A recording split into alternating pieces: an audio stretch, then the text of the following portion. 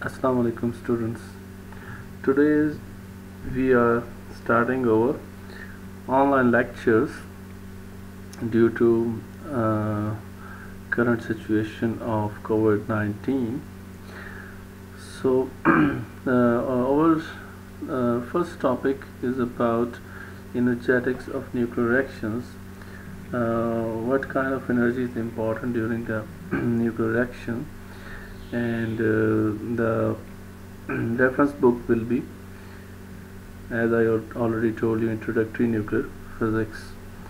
So the conservation laws are very important tools in nuclear reactions and scattering events. Conservation of energy and linear momentum will allow us to find out different properties of reactants and products. Now, as we already see in the last lecture, we can assume a simple nuclear reaction in which the particle or projectile A is reacting with nucleus X, which is assumed to be at rest, and these A and X are reactants. And in the product, in the final stage, we will get particle Y, which is a heavy particle same as of X, and a light particle B. So conservation of total energy means we have initial energy equals to final energy. For every particle we can have two kinds of energy. It's rest mass energy and its kinetic energy. So equation number 1 tells you about, on the left hand side we have the rest mass energies of the reactants, and on the right hand side we have the rest mass and kinetic energies of the final nucleus and projectile. Not projectile, then the outcome particle B. So MAC square is the rest mass energy of particle A, and TA is kinetic energy. So from the above equation 1 we can deduce that the Q value can be written as in the form of kinetic energies, and also in the form of rest mass energies as shown in figure 2 and 3. So the Q value, or the energy of the reaction, will be equal to difference of kinetic energies, or the difference of the masses. So Q is the reaction value which, or the energy which will be shared among the outgoing particles B and Y. So Q can be have two situations. If the Q is the greater than 0, then the reaction will be exergic and the energy will be released, and if it is negative or less than 0, the reaction will be endergic, and we have to provide energy, the threshold energy, to start the reaction. So in the figure below you can see, for the simplicity, we have taken heavy particle X at rest, and the projectile A is moving along X-axis only. PA and PB and PY are their linear momentums, and after the collision, or after the reaction, we will get two particles B and Y, and they are scattering at different angles. B is at theta and Y is at some psi. So the most important thing in this reaction is the energy of the particle B, because it is lighter particle as compared to Y, and 98% of the energy will be taken by particle B. So for us the most important thing is to find out the energy of the particle B.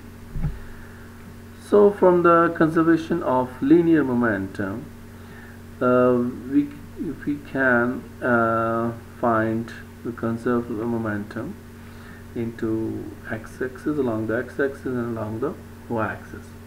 So along the x-axis, the particle A is, as we already know, this particle A is only moving along the x-axis, and linear momentum of the x particle is 0. So on the left hand side, the initial momentum, we have only PA, and on the right hand side along the x-axis we have the cosine components of particle B and particle Y. Similarly, we can conserve linear momentum along the y-axis, and you can see as on the left hand side it's 0 because the particle is moving only along the x-axis, so its y component is 0, and x is already at rest, so its linear momentum is also 0. So their sine components are there. So PB sine theta is for the y-axis component of the linear momentum of particle B, and PY sine psi is the linear component of momentum y-axis component along the x-axis. So to find out the kinetic energy of particle B, we have a situation like that we have three equations. We can use three equations such as 2, 4 and 5, and we have unknown variables of total 4, so the number is not equal, so this from this we will not get some kind of unique, not unique solution. So for us the most important particle is B, and we have to find the kinetic energy of the particle B. So from these three equations we will eliminate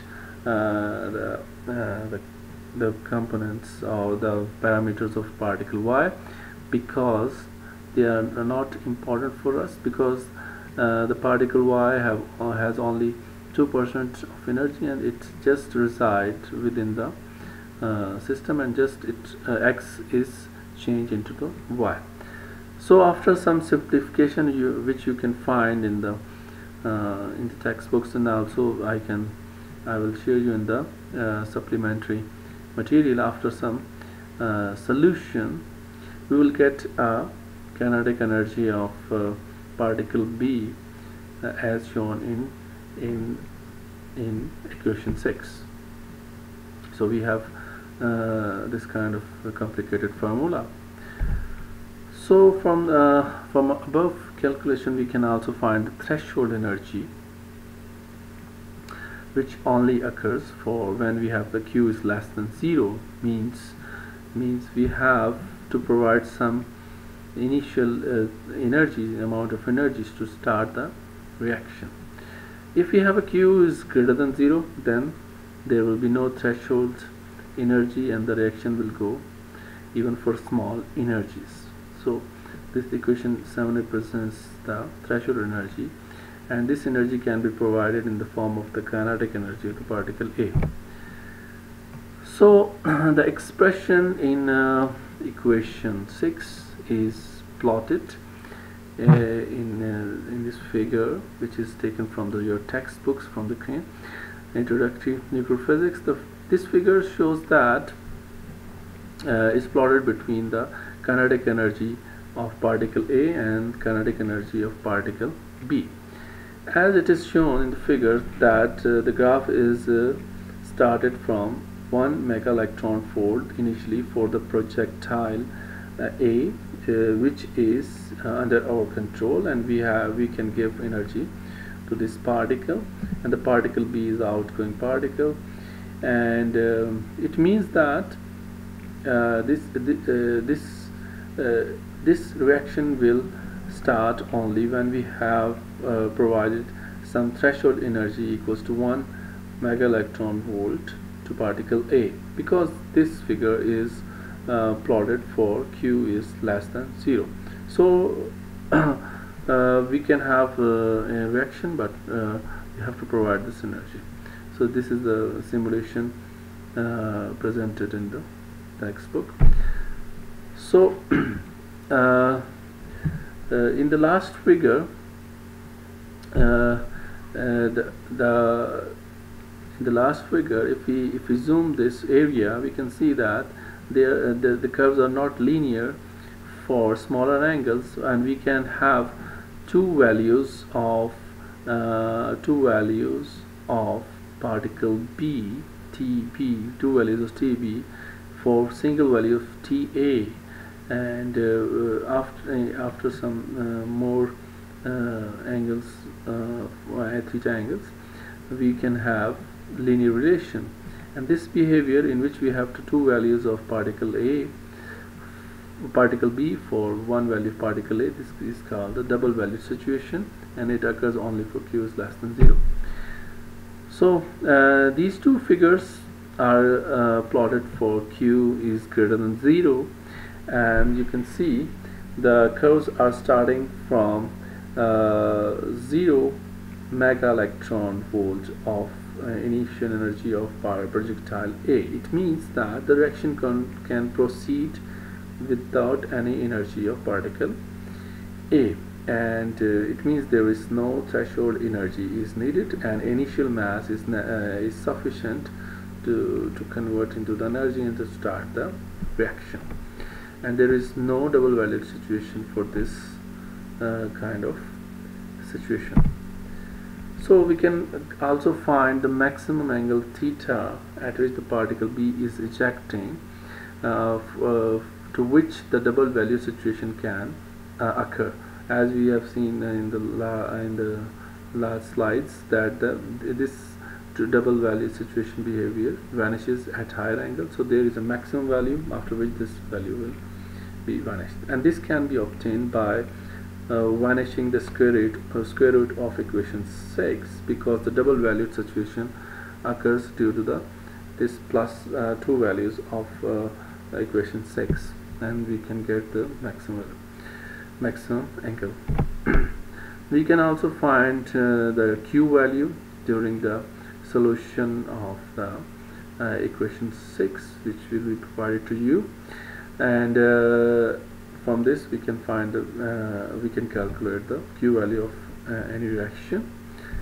And okay, much thank you for your attention, and I hope you have understand most of the content, and the rest of the stuff will be provided in the supplementary material. And if you have any question, you can ask me, and I will be there for you for their solutions. Okay. Allah Hafiz.